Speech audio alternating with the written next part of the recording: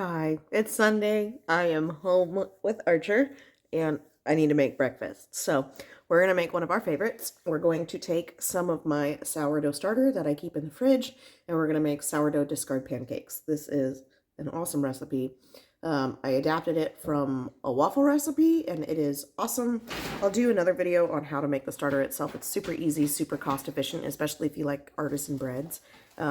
You just have to have patience because you have to give it time to rise. But let's make some pancakes. Okay, so I'm going to use a kitchen scale because it is the easiest way and the quickest way to get your measurements in. So we're going to do, and I keep my starter pretty thick, so it's going to take a minute to thin this down, but it requires less feedings when I do it this way. Woo. But we're going to do 200-ish grams of starter. This doesn't have to be precise, but yeah, and a little more. All right, 200 grams of starter. And then what this is going to do for recipes like your pancakes is it's going to act like your acid. So you can do this in place of buttermilk. So I've got our starter in here, and then I'm going to measure out our milk.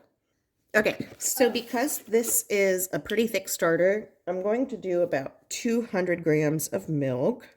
Yeah. Archer wants to help. There you go. See, no measuring cups. Only one container gets dirty. I don't have to clean out a bunch of stuff. So we'll mix this up. And it's going to take a minute. So I'll come right back after I get this started. Because, again, I keep mine at a pretty low hydration. So hold, please. Okay, so as you can see, once you start getting it going, it dissolves pretty quick. And that's because your starter is literally just made of flour and water. It's part flour, part water based. So once you add your liquid to it, it will dissolve pretty quickly. Yeah, I see. Okay, go on. And then you're going to add in really quick because it's going to curdle when you add it. And because your milk is cold, it's going to seize. But this is about 65 grams of melted butter. So you're going to add it and stir it quick because what it's going to do, if you let it sit, is because our milk is cold, it's going to turn back to a solid the second that you add the butter. So there's that. And then we're going to add 2 eggs. Okay, so 2 eggs. This doesn't matter as much because your eggs are cold. You can use room temperature if you want, but it really doesn't matter for this recipe because this is not temperature sensitive. All right, so mix your eggs in. And then we're going to add in, I never measure my vanilla. I always just eyeball it. About a teaspoon, which is 15-ish grams. There we go.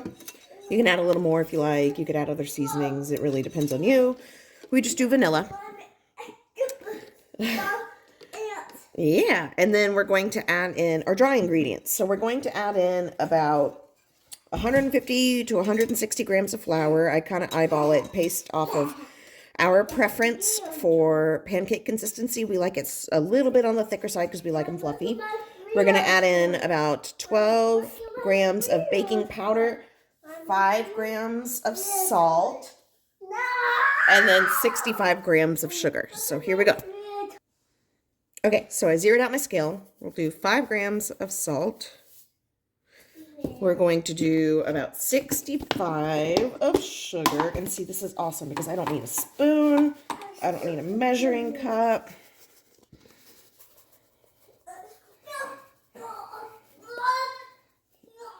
And this is why we're doing pancakes, because I need something fast to get this kid still to eat.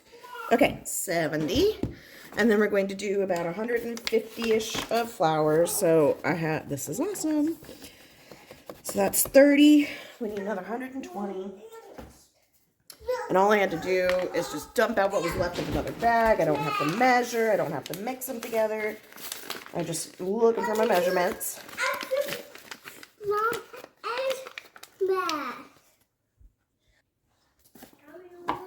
Okay. Yeah, Bubba? There we go.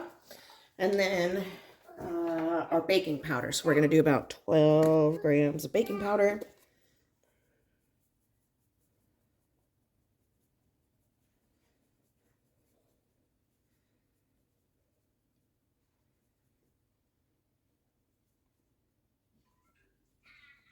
There you go. Okay. And that's it. I'm going to mix that up. And then you've got the most amazing pancakes you've ever had in your life. These are diner quality pancakes. I will make a batch of these about every other weekend just to use at my discard because I'm not making as much bread as I used to. And they go fast. They do not last.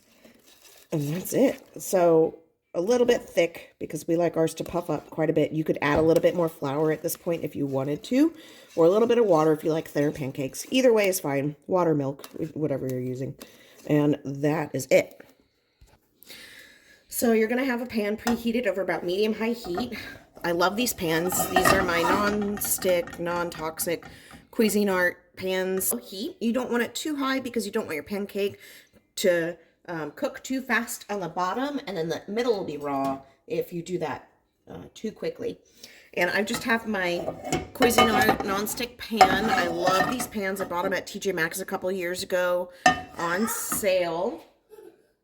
And these are great. If you take proper care of your non-stick pan, you won't have to use any spray or any coating in the pan itself once your food is fully cooked, as long as you don't try flipping it over too soon. So I'm not going to use any butter, any cooking spray in this pan. Proper care, you only wash this pan with soap and water. You don't put them in the dishwasher, even if they say dishwasher safe. And then you only use plastic or wooden utensils because we don't want to scratch the nonstick coating on the bottom and then have the inert nonstick particles in your food. So metal or plastic only, hand wash only. Don't heat it over super high heat because it'll degrade the coating. And then what I'll do is I will just use either a ladle or sometimes an ice cream scoop if I'm trying to get consistent sizes for our pancakes. Spread it around evenly. And then you're going to leave this in the pan until the edges are dry, possibly even a little bit golden brown, but you may not see that. And the bubbles have all risen to the surface. And so then you'll be able to peek and see if it's ready or not to flip over. So we'll be back. Okay, so you can see my bubbles have pretty much risen to the surface. They're slowly popping. You can add any toppings that you want to right now. We're going to do blueberries because these need to go before they spoil. And then we'll let those sit in and soak in and marry with the batter so that they don't go flying out when I flip this pancake over. And then at this point, you could check the bottom. See if it's ready. Carefully lift it, and I don't know if you can see that, but that is a perfectly brown pancake. We'll check the other side just to make sure that it cooked evenly. Yep, so now we're ready to flip.